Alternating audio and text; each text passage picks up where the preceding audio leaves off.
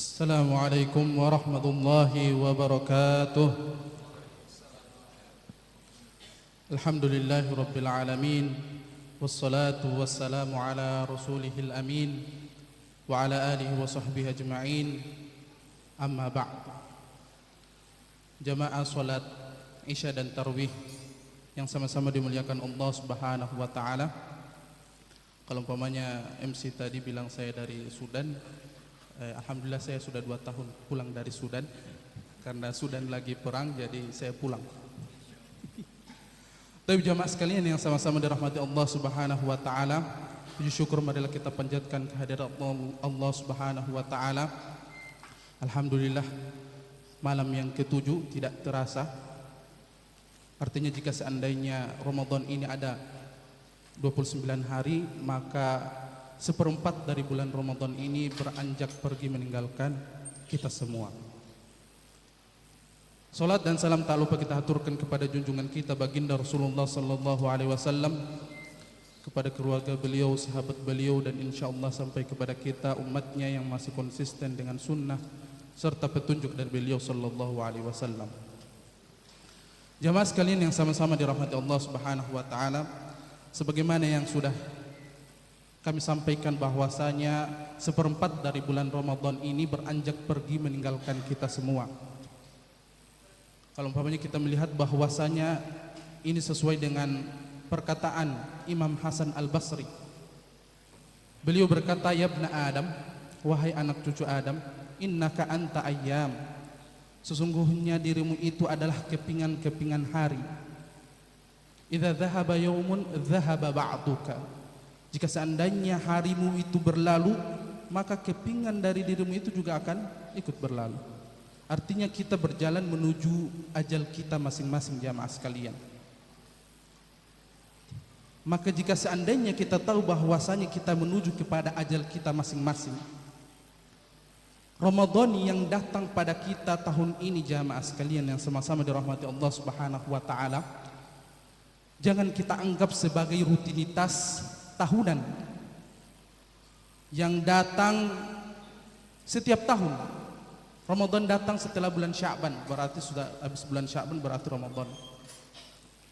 Jika seandainya kita menganggap Ramadan ini hanya sekedar rutinitas saja, jamaah sekalian, maka eksistensi kepekaan kita terhadap nilai-nilai Ramadan itu akan hilang. Sebagaimana jamaah sekalian, Bani Israel, ini sedikit cerita jamaah sekalian. Pada saat Nabi Musa alaihissalam diutus oleh Allah Subhanahu wa taala kepada Firaun, tidak main-main jamaah sekalian, 9 mukjizat yang Allah Subhanahu wa taala berikan kepada Nabi Musa untuk mengimankan Firaun. Dan mukjizat ini jamaah sekalian disaksikan oleh Bani Israel. Sebagaimana firman Allah Subhanahu wa taala dalam surah Al-A'raf, "Fa arsalna 'alaihimut tufan." Kami mengirimkan kepada penduduk Mesir itu zaman Firaun at-tufan, topan, jamaah sekalian. Wal jarad, belalang, ada wabah belalang di Mesir waktu itu, jamaah sekalian. Wal kummal, kummal adalah kutu. Wad dhafadi', dhafadi itu adalah katak. Ini semua wabah yang menyerang kota Mesir waktu itu, jamaah sekalian. Wad dam, darah, air pada waktu itu jamaah sekalian semuanya berubah menjadi darah. Dari 5 ini jamaah sekalian masih ada 4 lagi. Yang pertama itu adalah tongkat Nabi Musa yang bisa berubah menjadi ular. Kemudian tangan Nabi Musa yang bisa bersinar. Kemudian tongkatnya yang bisa membelah batu, kemudian dari batu itu keluar mata air yang bisa diminum. Dan yang terakhir adalah tongkatnya yang bisa membelah lautan. Dari kesemua mukjizat ini jamaah sekalian belum bisa menjadikan Firaun beriman, begitu juga Bani Israel. Apa yang mereka katakan jamaah sekalian setelah Allah Subhanahu wa taala menyelamatkan mereka dari kepungan Firaun? Kata Allah Subhanahu wa taala mengisahkan kisah mereka, "Wajawazna bi bani Israil al-bahra fa atau ala qaumi ya'kufuna ala asnamin lahum." Setelah kami selamatkan mereka, kemudian mereka menyeberangi laut. Mereka tiba pada suatu kelompok manusia Yang mereka lihat, mereka ini menyembah patung. Maka apa kata Bani Israel ini jamaah sekalian? Sudah melihat 9 mukjizat ini jamaah sekalian. Apa kata mereka kepada Musa? Qalu ya Musa, ij'al lana ilahan kama lahum alihah. Wahai Musa, coba jadikan kami sesembahan patung sebagaimana kaum itu juga punya patung untuk disembah. Bayangkan jamaah sekalian, 9 mukjizat tidak bisa menyadarkan Bani Israel bahwasanya iman kepada Allah Subhanahu wa taala itulah yang utama. Maka jamaah sekalian, kita pun begitu. Kurang dahsyat apa ikhwas sekalian, jamaah sekalian, Allah Subhanahu wa taala menjadikan Ramadan ini.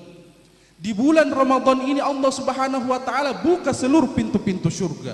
Pertama, Allah Subhanahu wa taala tutup pintu-pintu neraka. Kedua, Allah Subhanahu wa taala kekang, ikat para syaitan yang dulu, yang sebelum bulan Ramadan mengganggu kita.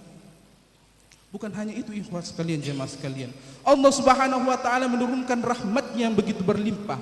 Allah Subhanahu wa taala menurunkan magfirahnya yang begitu berlimpah.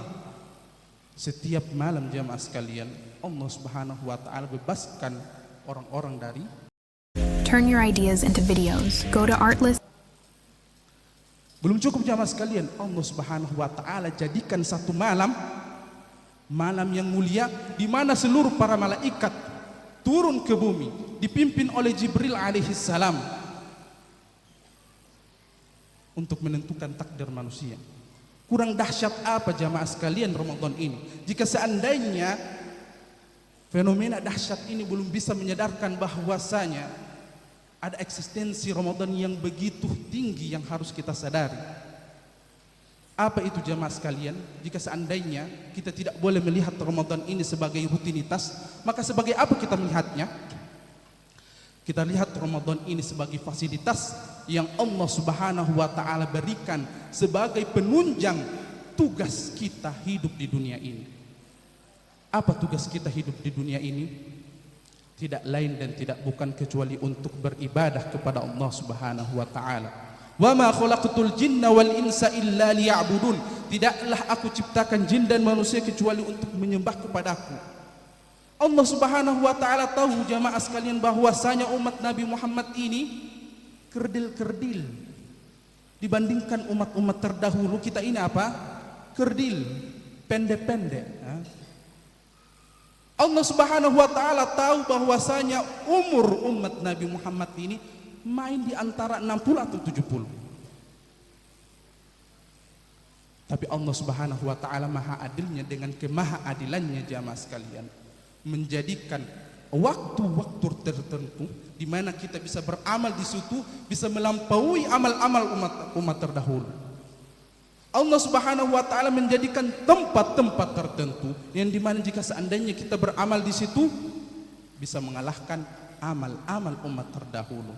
Bayangkan jamaah sekalian, umur kita cuma 60-70. Kalau umpamanya dibandingkan dengan umat Nabi Nuh 1000-an tahun. Belum lagi postur badannya yang bisa memungkinkan mereka untuk beribadah lebih kuat dan lebih banyak daripada kita. Tapi Allah Subhanahu wa taala dengan kemahaadilannya menjadikan Ramadan ini sebagai apa? Fasilitas pendukung untuk membuat kita bisa beribadah mengalahkan amal-amal umat terdahulu. Makanya jamaah sekalian, manfaatkan Ramadan ini, jangan sia-siakan.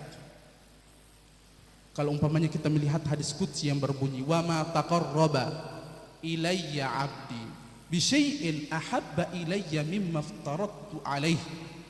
Dan tidaklah seorang hamba itu mendekatkan diri kepadaku, kata Allah Subhanahu wa taala, dengan sesuatu yang lebih aku sukai dari apa yang aku wajibkan kepadanya. Allah Subhanahu wa taala sangat suka amalan-amalan wajib kita ini jamaah sekalian. Dan tidak ada bulan di antara 12 bulan yang mampu mengumpulkan rukun Islam paling banyak selain bulan Ramadan. Di bulan Ramadan ini jamaah sekalian, kita sholat ini rukun Islam. Kita berpuasa juga rukun Islam. Pada akhir Ramadan kita akan membayar zakat fitrah, dan itu juga rukun Islam. Dan rukun ini apa? Dipondasi, didasari dengan syahadat la ilaha illallah. Bayangkan jamaah sekalian, 4 rukun di 1 bulan menunjukkan bahwasanya betapa mulia, betapa Allah Subhanahu wa taala lebih mencintai hambanya di bulan ini dibandingkan bulan-bulan yang lain. Karena di bulan ini hambanya mengerjakan 4 amalan yang diwajibkan kepada kita. Maka ini yang harus kita renungkan dan kita sadari bahwasanya Allah Subhanahu wa taala menjadikan Ramadan ini fasilitas penunjang untuk mendukung tujuan hidup kita di dunia ini. Dilanjutkan jamaah sekalian, wala yazalul abdi yataqarrabu ilayya bin nawafil hatta uhibbah. Dan tidaklah seorang hamba tersebut mendekatkan diri lebih baik dari yang tadi dengan nawafil, dengan sunnah-sunnahnya, sampai aku Subhanahu wa taala, kata Allah, mencintainya.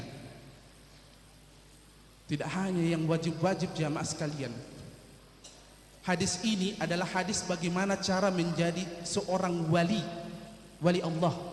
Yang pertama adalah konsisten dengan yang wajib, kemudian memperbanyak amalan dengan yang sunnah, dan kita istiqomah di situ. Dan jika seandainya amalan wajib dan sunnah ini kita sudah lazimkan, maka Allah Subhanahu wa taala akan mencintai kita.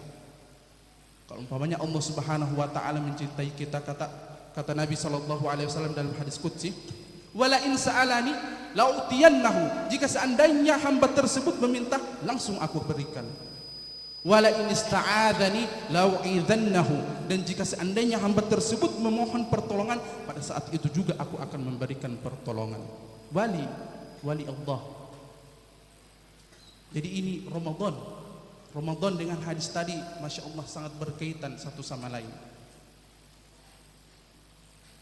Di antara amalan, dan ini merupakan amanat materi yang dibebankan kepada kami, yaitu bulan Ramadan adalah bulan Al-Quran. An-nawafil, sunnah-sunnah, bisa menjadikan seseorang lebih dekat kepada Allah. Salah satu amalannya adalah Al-Quran. Bulan Al-Quran, bulan Ramadan adalah bulan Al-Quran. Jika seandainya jamaah sekalian, Allah Subhanahu wa taala mengganjar man qara'a harfan fi kitabillah fakana lahu hasan wal hasanatu ba'asru bi amthaliha. La aqulu alif lam mim harfun walakin alifun harfun walamun harfun wa mimun harfun. Barang siapa yang membaca satu huruf di dalam Al-Quran, maka akan diganjar dengan satu kebaikan. Dan satu kebaikan ini jamaah sekalian, Allah Subhanahu wa taala akan lipat gandakan dengan 10 pahala. Nabi SAW melanjutkan sabdanya bahwasanya pengertian dari satu huruf itu bukan alif lam mim itu satu huruf, tidak, tapi alifun satu, lam satu, mim satu. Maka barang siapa yang bisa membaca jamaah sekalian satu sofha, satu halaman, maka dia sudah mendapatkan 50.000 pahala. Bayangkan jamaah sekalian, Ramadan, bulan yang dimana Allah Subhanahu wa ta'ala mencintai hambanya dibandingkan bulan-bulan yang lain, kemudian kita tambah amalan wajib-wajib kita dengan nawafil, insya Allah Subhanahu wa ta'ala kita adalah orang-orang terdekat Allah Subhanahu wa ta'ala,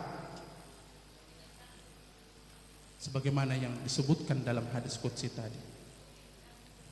Jemaah sekalian yang sama-sama dirahmati Allah Subhanahu wa ta'ala, mungkin ini yang bisa kami sampaikan untuk saat ini. Insya Allah malam ke-9 kami akan lanjutkan dengan pembahasan lebih mendalam tentang keutamaan Al-Quran di bulan Ramadan ini.